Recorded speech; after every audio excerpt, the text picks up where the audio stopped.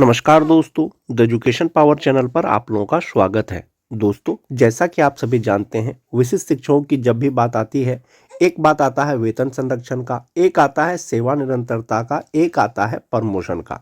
शिक्षा विभाग ने अब क्लियर कर दिया है कि सभी विशिष्ट शिक्षक सेवा निरंतरता मिलेगा उन्हें, जिनका प्रमोशन होगा। फिलहाल आने वाले समय में ये चीज को क्लियर कर दिया जाएगा और विशिष्ट शिक्षकों का प्रमोशन भी शुरू हो जाएगा। तो सेवा निरंतरता मिलने के बाद, प्रमोशन मिलने के बाद आपके वेतन पर, आपके मूल वेतन पर क्या प्रभाव पड़ेगा, एक ये चीज हो गया। शिक्षा विभाग के अपर मुख्य सचिव के द्वारा जो समीक्षात्मक बैठक हुई, जिसमें माननीय शिक्षा मंत्री भी उपस्थित थे, सेवा निरंतरता और प्रमोशन से संबंधित क्या दिशा निर्देश दिए गए, इसके बारे में चर्चा करेंगे आज के वीडियो में। दोस्तों, वीडियो शुरू करने से पहले एक रिक्वेस्ट है दोस्तों, जो लोग मेरे चैनल को सब्सक्राइब नहीं किए हैं, कृपया चैनल को सब्सक्राइब कर दें। जैसा कि आप देख पा रहे होंगे, समीक्षात्मक बैठक की यही कार्रवाई है दोस्तों, जिसमें माननीय शिक्षा मंत्री भी उपस्थित थे। माननीय शिक्षा मंत्री के द्वारा स्थानांतरण, वेतन और वेतन विसंगति और प्रोन्नति के बारे में सख्ती से इसका निराकरण करने का आदेश दिया गया कि शिक्षकों की उपरोक्त समस्याओं का निराकरण किया जाए। जिला पदाधिकारी छात्र शिक्षक अनुपात के दृष्टिपत शिक्षकों को विद्यालय में पदस्थापित करें। यह ध्यान में रखा जाए कि विद्यालय में सभी विषय के शिक्षक उपलब्ध रहे। अवकाश हेतु जो आवेदन जिला शिक्षा पदाधिकारियों को प्राप्त होते हैं, उन्हें लंबित नहीं रखा जाए। यानी विशिष्ट शिक्षकों का जो भी वेतन है, विसंगति है, जैसे बहुत से शिक्षकों का बेसिक पे कम पर उनका वेतन निर्धारण हुआ था HRMS पोर्टल पर, तो ये सब चीज का निराकरण कर दिया जाना है। समीक्षात्मक बैठक में अपर मुख्य सचिव शिक्षा विभाग के द्वारा पदाधिकारियों को क्या दिशा निर्देश दिए गए। विशिष्ट शिक्षकों के लिए 4 नंबर पॉइंट मोस्ट इंपोर्टेंट है दोस्तों, कि वेतन विसंगति से संबंधित मामले में त्वरित कार्रवाई का निर्देश दिया गया है। यह भी निर्देश दिया गया है कि प्रोन्नति से संबंधित मामले के निष्पादन हेतु एक समय तालिका का निर्माण किया जाए। यानी विशिष्ट शिक्षकों में किनको प्रमोशन देना है, किनका प्रोन्नति किया जाना है, इसका एक समय तालिका बनाना है। सेवा निरंतरता का मार्गदर्शन दे दिया गया है। निर्देश दिया गया कि शिक्षकों को जो सुविधाएं दे हैं उन्हें दी जाए। यानी कि जो सेवा निरंतरता का दिशा निर्देश है वो दे दिया गया है, उसी के आलोक में विशिष्ट शिक्षकों को सेवा निरंतरता दिया जाए और प्रोन्नति का, प्रमोशन का एक समय तालिका बनाया जाए, जिसके अनुरूप विशिष्ट शिक्षकों को जो है प्रमोशन और सेवा निरंतरता दिया जाए और वेतन विसंगति मामला का भी निष्पादन जल्द से जल्द किया जाए। वेतन विसंगति के मामले में किसी शिक्षक को कोई परेशानी है तो वो अपने ई शिक्षा कोष पोर्टल से अपना वो शिकायत दर्ज कर सकते हैं, ग्रीवेंस डाल सकते हैं।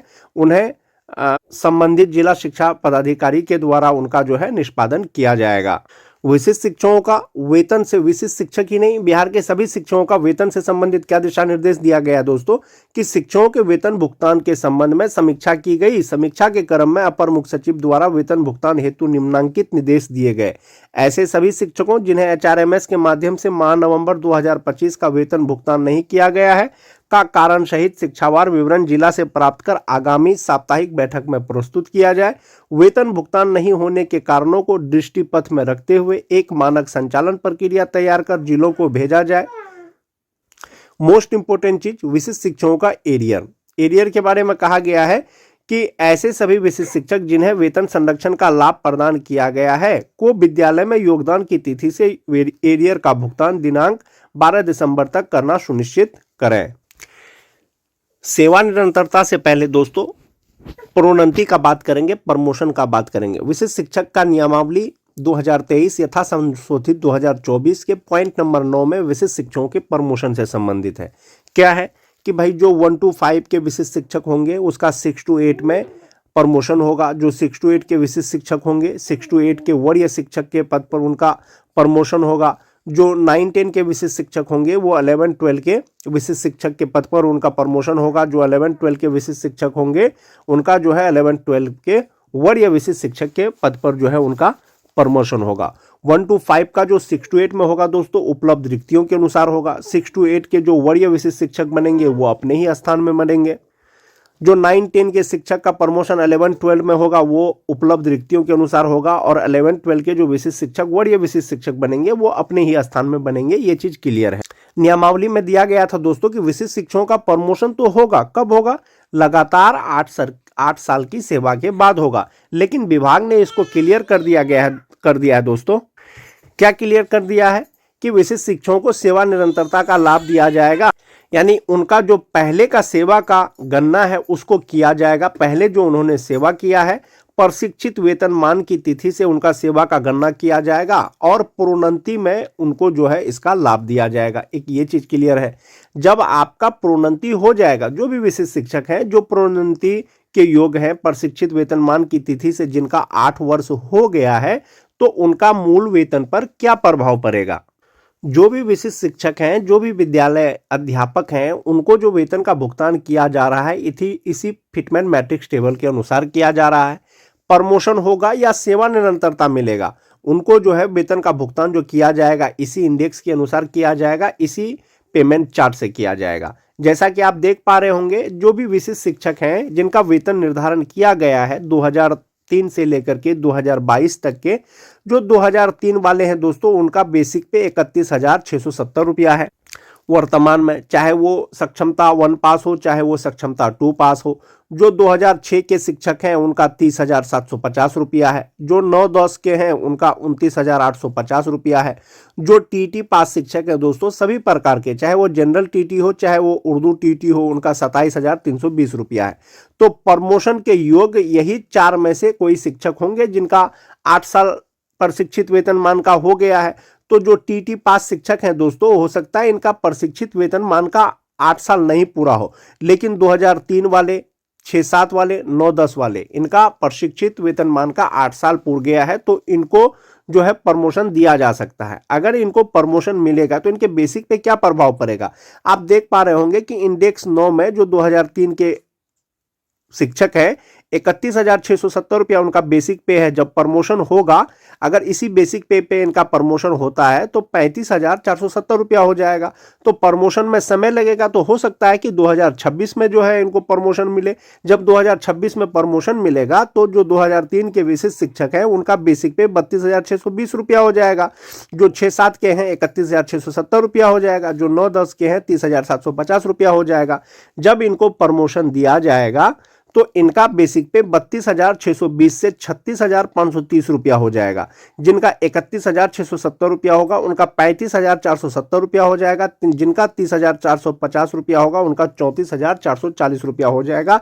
ये इनके बेसिक पे पर प्रभाव पड़ेगा और इसी के आधार पर इनको फिर आगे का वेतन मिलेगा। एक ये चीज हो गया। लेकिन 1 to 5 से ये सीधे कहाँ के शिक्षक बनेंगे, 6 to 8 के शिक्षक बनेंगे, स्नातक ग्रेड के शिक्षक बनेंगे।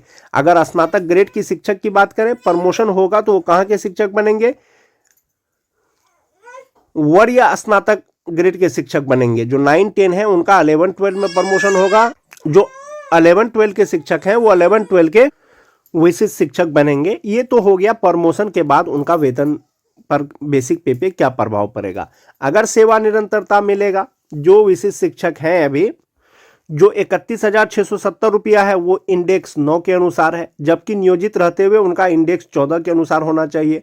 जब सेवा निरंतरता मिलेगा तो इंडेक्स 14 के ही अनुसार उनको जो है उनका बेसिक पे होगा। जो 2003 के शिक्षक हैं उनका 36,710 रुपया तब बेसिक पे हो जाएगा, जिनका 36,170 रुपया है। और जिनका 32,620 रुपया होगा जनवरी 2026 में, तो उनका 37,810 रुपया बेसिक पे हो जाएगा अगर सेवा निरंतरता मिलेगा जनवरी में सभी शिक्षकों को। तब एक ये हो गया। जो 2006-7 के शिक्षक हैं 31,670 रुपया इंडेक्स 9 के अनुसार है और जनवरी 2026 में यदि उनको प्रमोशन होगा तो 36,710 रुपया हो जाएगा। उसी तरह से जो जिनका 30,750 रुपया होगा उनका 35,640 रुपया हो जाएगा। जिनका 29,850 रुपया होगा उनका 34,610 रुपया होगा। तो सेवा निरंतरता में आपके इंडेक्स पर कोई प्रभाव नहीं पड़ेगा। इंडेक्स का मतलब हुआ कि जो 1 to 5 के शिक्षक हैं 1 to 5 का ही उनको वेतन मिलेगा। लेकिन प्रमोशन में यदि आप 1 to 5 के शिक्षक हैं तो आपको स्नातक ग्रेड का शिक्षक मिलेगा, वेतन मिलेगा। ये आपको आने वाले समय में पता चलेगा कि किस प्रकार से सभी विशिष्ट शिक्षकों को सेवा निरंतरता दिया जाता है या जो प्रमोशन के योग्य हैं उनका किस प्रकार से प्रमोशन किया जाता है। यदि आपको सेवा निरंतरता या प्रमोशन दे दिया जाता है तो संभावित आपका इनहैंड सैलरी या टोटल सैलरी कितना होगा। सेवा निरंतरता का अगर बात करें दोस्तों, जो 2003-5 के जो नियोजित शिक्षक हैं, पे प्रोटेक्शन के अनुसार उनका बेसिक पे अगर 31,670 रुपया होता है इंडेक्स 9 के अनुसार, सेवा निरंतरता मिलेगा तो ये इंडेक्स 14 के अनुसार जो बेसिक पे है 31,340 रुपया, तो वो इंडेक्स 14 के ही अनुसार 36,710 रुपया हो जाएगा। 36,710 रुपया हो जाएगा। तो जो नियोजित रहते हुए उनका ग्रॉस सैलरी होता है 55,684 रुपया। विशिष्ट शिक्षक बन गए हैं वेतन संरक्षण के साथ 59,598 रुपया होता है। जब सेवा निरंतरता मिलेगा तो ये वेतन उनका 68,928 रुपया हो जाएगा। इसी तरह से इनहैंस सैलरी पर भी प्रभाव पड़ेगा। नियोजित का 50,284 रुपया है, वेतन संरक्षण के साथ विशिष्ट का 47,589 रुपया है। सेवा निरंतरता मिलने के बाद 55,008 रुपया हो जाएगा। ये जो 2003-5 के नियोजित शिक्षक है, विशिष्ट शिक्षक बनने के बाद यदि उनका प्रमोशन होता है। जो 2006-7 के नियोजित शिक्षक हैं, इंडेक्स 13 के अनुसार उनका बेसिक पे 29,530 रुपया होता है। दिसंबर 2024 में, जनवरी 2025 में 30,420 रुपया हुआ। इनका जो वेतन निर्धारण हुआ वेतन संरक्षण के अनुसार 30,750 रुपया में हुआ। इंडेक्स 13 के अनुसार था, लेकिन उनका वेतन निर्धारण जो हुआ वो इंडेक्स 8 के अनुसार हुआ। अगर सेवा निरंतरता मिलेगा दोस्तों तो इंडेक्स 13 के ही अनुसार वेतन मिलेगा और इनका जो बेसिक पे होगा वो 35,640 रुपया होगा। 58% डीए जो वर्तमान में है, 5% एचआरए, 1,000 मेडिकल लगा करके जो नियोजित का ग्रॉस सैलरी होता है दोस्तों वो 52,385 रुपया होता है। वेतन संरक्षण के अनुसार विशिष्ट शिक्षक का 57,894 रुपया होता है। यदि सेवा निरंतरता मिलता है आने वाले समय में तो उनका 66,947 रुपया हो जाएगा, जो 2006-7 के शिक्षक हैं। इनहैंस सैलरी पर भी उनका प्रभाव पड़ेगा जब सेवा निरंतरता मिल जाएगा। जो 9-10 के शिक्षक हैं दोस्तों, इंडेक्स 12 के अनुसार उनका 29,530 रुपया अभी बेसिक पे है नियोजित का, और इनका जो है 58% डीए लगा करके 5% एचआरए लगा करके ग्रॉस सैलरी 50,934 रुपया होता है और इनहैंस सैलरी 47,334 रुपया होता है। जो विशिष्ट शिक्षक बन गए हैं, इंडेक्स 7 के अनुसार उनका वेतन निर्धारण किया गया है 29,850 पर। 58% डीए, 5% एचआरए, मेडिकल लगा करके जो ग्रॉस सैलरी होता है वो 56,229 रुपया होता है और इनहैंस सैलरी 44,910 रुपया होता है।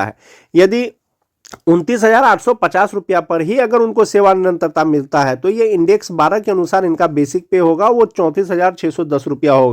इसमें 58% डीए, 5% एचआरए, मेडिकल लगा करके ग्रॉस सैलरी 65,041 रुपया होगा और इनहैंस सैलरी 51,917 रुपया हो जाएगा। जो टीटी पास शिक्षक है 27,010 रुपया नियोजित का बेसिक पे है। वेतन संरक्षण के अनुसार 27,320 रुपया विशिष्ट शिक्षक का हुआ। यदि प्रमोशन मिलेगा तो ये बेसिक पे 33,600 रुपया हो जाएगा। 58% डीए, 5% एचआरए लगा करके जो ग्रॉस सैलरी है नियोजित का वो 46,827 रुपया होता है। विशिष्ट शिक्षक का 51,545 रुपया होता है। सेवा निरंतरता के बाद 63,170 रुपया हो जाएगा। इसी तरह से दोस्तों इनहैंस सैलरी पर भी प्रभाव पड़ेगा।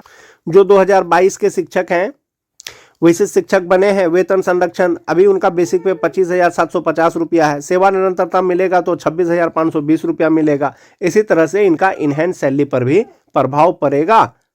ये तो हो गया दोस्तों कि सेवा निरंतरता के बाद विशिष्ट शिक्षक पर के वेतन पर इनहैंस सैलरी या बेसिक पे पर क्या प्रभाव पड़ सकता है।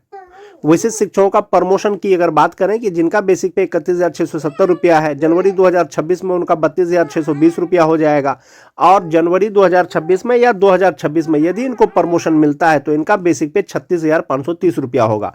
जनवरी 2026 से जो 2003-5 के शिक्षक हैं, चाहे वो सक्षमता 1 पास हो चाहे वो सक्षमता 2 पास हो, 58% डीए, 5% एचआरए, 1,000 मेडिकल, 12,370 रुपया एनपीएस अकाउंट में जमा होगा और इनका जो ग्रॉस सैलरी होगा 61,357 रुपया होगा। इनहैंस सैलरी 48,987 रुपया होगा। जो विशिष्ट शिक्षक हैं 2003-5 के, चाहे वो सक्षमता 1 पास हो चाहे वो सक्षमता 2 पास हो, यदि इनका प्रमोशन किया जाता है तो इनका बेसिक पे 36,530 रुपया हो जाएगा। तब आप 58% डीए, 5% एचआरए, मेडिकल लगा करके जो ग्रॉस सैलरी होगा वो 68,594 रुपया होगा। इनहैंस सैलरी होगा इनका 54,742 रुपया। डिफरेंस क्या होगा? एक तो वेतन का डिफरेंस है ही दोस्तों, यानी कि ये 1 to 5 के जो शिक्षक हैं ये 6 to 8 के शिक्षक बन जाएंगे। ये तो 2003-5 का हो गया। उसी तरह से जो 2006-7 के शिक्षक हैं उनका जो बेसिक पे है अभी वेतन निर्धारण के साथ में वो 30,750 रुपया है। जनवरी 2026 में 31,670 रुपया हो जाएगा।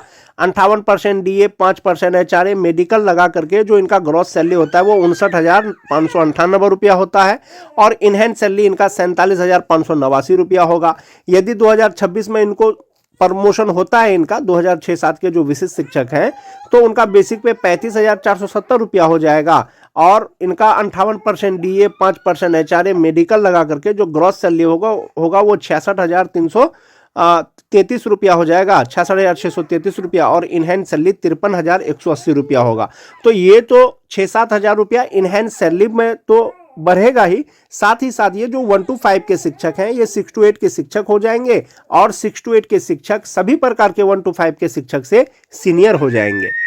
9-10 के शिक्षकों की अगर बात करें वेतन संरक्षण के अनुसार उनका जो अभी बेसिक पे है वो 30,750 रुपया हो जाएगा जनवरी 2026 में और इनका जो इनहैंड सैलरी है 46,234 रुपया हो जाएगा। 58% DA, 5% HRA के अनुसार जो 9-10 के जो विशिष्ट शिक्षक हैं यदि इनको प्रमोशन दिया जाता है तो 34,440 रुपया इनका बेसिक पे होगा। 58% DA, 5% HRA, मेडिकल लगा करके जो इनका ग्रॉस सैलरी होगा वो 64,725 रुपया होगा और NPS में जमा होने के बाद 51,665 रुपया होगा। तो ये कुल 3 प्रकार के शिक्षक होंगे दोस्तों जिनको प्रमोशन दिया जा सकता है। एक 2003 से लेकर के 5 के, एक 2006 से लेकर के 7 के, एक 2009 से लेकर के 2010 के।